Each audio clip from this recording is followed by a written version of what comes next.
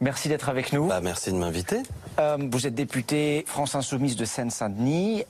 Dans la rue, dans l'hémicycle, les sondages, la presse, en ce moment, c'est un peu compliqué. On constate depuis la rentrée un certain essoufflement de la dynamique que vous avez connue pendant la présidentielle à la France Insoumise. Est-ce que c'est le début de la fin ou est-ce que c'est un trou d'air? Non, écoutez... Ça vous fait sourire? Non, bon, non, mais moi, vous savez, il faut regarder les choses telles qu'elles sont. Déjà, la difficulté, c'est vis-à-vis des gens, moi je trouve, parce que le Code du travail qui a été modifié, les ordonnances ont été adoptées cette semaine, c'est-à-dire la modification du Code du travail. Moi, je ne trouve pas ça bon, ça va précariser la situation de 18 millions de salariés, faciliter les licenciements, je ne crois pas que ça va créer de l'emploi, etc., etc.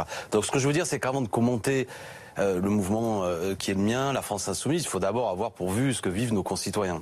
Bon, nous là-dedans, on a joué notre rôle, comme député, on a tenu la tranchée à l'Assemblée, nous sommes 17, il y a 577 députés. C'est ce que je vous dis, vous avez beaucoup travaillé à l'Assemblée, vous avez beaucoup mobilisé dans la rue, mais on a l'impression que ça ne prend pas, c'est pour ça que je vous pose Oui, non, mais il y a eu quand même des grosses manifestations le 23 septembre, plusieurs dizaines de milliers de personnes, plus de 100 000, des manifestations qui ont eu lieu. Sans aucun doute, il y a une réflexion à tirer, sans faire régler des comptes à qui que ce soit, sur de quelle manière il y a une division syndicale qui n'a pas permis qu'il y ait une convergence, alors que je pense qu'il y a une potentialité de mobilisation qu'on n'a pas retrouvée.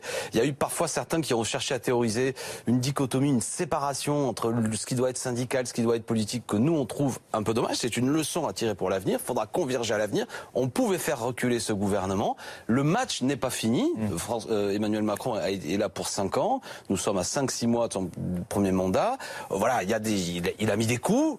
On saura lui rendre démocratiquement, que les choses soient claires, je ne suis pas un violent, mais je pense que il y a encore, moi le pays que j'ai vu pendant cette campagne présidentielle qui a porté quand même Jean-Luc Mélenchon à 19,5% des voix, des 7 millions de gens, cette colère qui existe, cette soif de justice sociale, c'est toujours là. Il y a toujours la crise écologique qui est là, ce que fait Emmanuel Macron ne règle pas, Gaspard Ganzer était là, c'est pas lui faire injure, d'ailleurs on l'a vu de dire que ça continue, comme ce que faisait M. Hollande, d'ailleurs M. Ganzer était prêt à être candidat pour Emmanuel Macron, etc. C'est un peu la même politique qui continue. Et ça satisfait pas le pays, donc. Et pourtant, le mouvement que vous représentez, avec une belle dynamique pendant la campagne, encore une fois, on a l'impression que ça s'essouffle un peu. Vous parlez peut-être de tirer les conséquences. Est-ce que chez vous aussi, Jean-Luc Mélenchon, il a bientôt 70 ans. Est-ce qu'il n'est pas temps de changer de génération? Non, je vous pose la question. 65, oui, mais bon. Oui, non, mais d'accord, c'est pas un jeune homme. D'ici 4 ans, allez, voilà. Est-ce qu'il n'est pas, chez vous non plus, temps de changer de génération? On voit que c'est en train d'arriver à droite, c'est arrivé. Ces questions-là peut-être se poseront un jour, tranquillement. Moi, j'ai 49 ans, je suis plus non plus un jeune homme, et ce serait bien que des visages... Non, mais je veux dire, de la féminisation, du rajeunissement, etc. Il s'avère qu'au moment où nous parlons, faut pas non plus être trop dans la culture du zap permanent, où on oublie, on est déjà, ou qu'est-ce qu'on fera dans 5 ans. Mais au moment où nous parlons... Il faut bâtir l'avenir. Non, mais j'entends bien. Non, mais d'ailleurs, vous m'invitez, je veux dire, on a fait émerger des visages, C'est pas Jean-Luc Mélenchon et le désert. Il me semble que vous avez, hormis ma personne, et vraiment, je vous suis reconnaissant de m'avoir invité. Il y a quand même beaucoup de visages qui se succèdent de la France Insoumise chez vous et que les Français commencent à découvrir. Mais c'est vrai que concernant Jean-Luc Mélenchon, il a un rôle particulier. 2 fois candidat, il a un rayonnement très fort dans le pays, un caractère très fort aussi. Non, mais ça c'est sûr, c'est une personnalité. Personne ne peut contester ça. Et ce que je veux démontrer par là, c'est qu'il est encore l'outil. Peut exister sans lui. C'est ce que j'allais. La question que je vous pose. Il le faudra. De toute manière, la pire des choses, ce serait pourriez-vous incarner la France Insoumise? Moi, comme d'autres, la question se posera. Vous faites partie quand même des visages de ce mouvement. Je veux dire, ce serait extrêmement prétentieux, ridicule de dire la suite. Non, mais la question qui se posera peut-être un jour, ce sera voir qui c'est qui, notamment quand vient une élection présidentielle, tant qu'on n'a pas aboli la 5e République, il y aura toujours ce présidentialisme très fort qui nécessite on ait un nom sur un bulletin, etc. Faudra qu'il y ait un outil pour faire ça. Pour l'instant, le meilleur outil, je le dis, c'est pas parce que je suis un compagnon de Jean-Luc depuis 20 ans, le meilleur outil, c'est Jean-Luc Mélenchon. C'est celui qui porte le plus fort notre parole. Le but, c'est pas se faire plaisir. Pour l'instant, le patron, c'est lui. Voilà. Le mot patron, il a ce côté un peu. Moi, c'est pas. Oui, je sais que c'est pas lui qui me licencie ou qui m'embauche. Non, mais vous non plus. Vous voyez ce que je veux dire? Voilà. Ça me dérange pas le mot de patron. Oui, mais dans une entreprise, mais dans votre, je sais pas si vous avez un mouvement d'idées ou j'en sais rien. Bon, voilà. Moi, je suis là, pas dans un rapport salarié. Non, bien sûr. Mais on va dire. On se comprend. C'est-à-dire que pour l'instant, celui qui est l'instrument, me semble-t-il, le plus efficace, et puis qui compris qui est un dialecticien intéressant, pour moi, c'est un instituteur de la grande cause républicaine et écologique et laïque, Jean-Luc Mélenchon. Et voilà, pour quelle raison faire croire qu'il faudra en changer? Vous parliez des 17 députés de la France Insoumise. Il y en a un, François Ruffin, qui dit que votre mouvement n'est pas prêt à gouverner. Est-ce que c'est aussi votre avis? Moi, j'ai pas dit des choses comme ça parce qu'il faut pas que ce soit mal interprété en disant les gars, votez pas pour nous parce qu'on n'est pas au niveau. Par contre, que François, vous manquez de structure, manquez de peut-être d'énarque, de cerveau pour faire fonctionner l'appareil d'État. Oui, mais ça, je pense que François, déjà, il y a beaucoup de choses parce que lui, il a une histoire un peu différente. Il mesure pas, c'est tout le réseau de fonctionnaires, de hauts fonctionnaires que nous avons. Après, moi, je trouve que c'est bien comme un homme comme François Ruffin, qui est un ami et je siège à côté de lui. Et qui est une voix chez vous. Bien sûr, et qui est une personnalité. Il avait fait ce film Merci patron. Voilà, c'est un peu le Michael Moore français pour ceux qui connaissent. C'est un gars plus d'une gentillesse et d'une générosité et d'une humilité extrêmement forte. Moi, je trouve ça bien quand ils viennent pas rouler des mécaniques et qui disent la marche, elle va être haute. Mais en deux mots, vous êtes de son avis ou pas? Non, mais il faut pas interpréter et faire dire à François Ruffin ce qu'il dit pas. François Ruffin, il s'est présenté devant les électeurs parce que souvent, je sais, lui-même, il dit, moi, comme député, qu'est-ce que je fais là, etc. Ça veut pas dire qu'il va démissionner, mais ça veut dire qu'il a l'humilité face aux choses.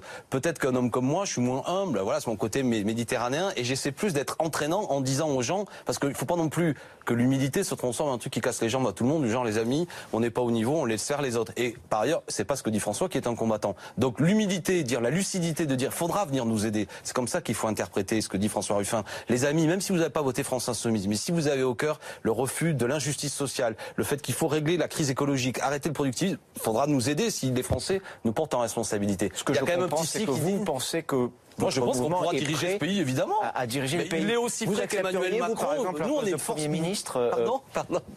Si la France Insoumise arrivait au pouvoir, vous accepteriez-vous un poste de Premier ministre? Mais vous comprenez que je réponds pas comme ça, parce qu'on a plein de gens, je pensais à Charlotte Girard, Manu Bompard, qui... C'est le collectif qui prie. Mais voilà, après, non, mais en plus, comprenez bien, c'est pas, je fais pas le coquet en disant ça, c'est que, moi, je vous pose il y la a question, le collectif, c'est ça qui est intéressant. Y compris, ça se trouve, même des gens qui sont pas parlementaires. On a beaucoup de gens de grands talents qui n'ont pas été élus. Il faut penser à eux. Il y a des élections européennes qui viendront, vous allez en voir d'autres visages. Donc, je suis pas inquiet. Il y a des hauts fonctionnaires, souvent, qui travaillent sous des pseudos, parce que c'est pas évident dans la haute administration de dire je suis avec Jean-Luc Mélenchon. On a des gens, on a des élus et on apprend surtout.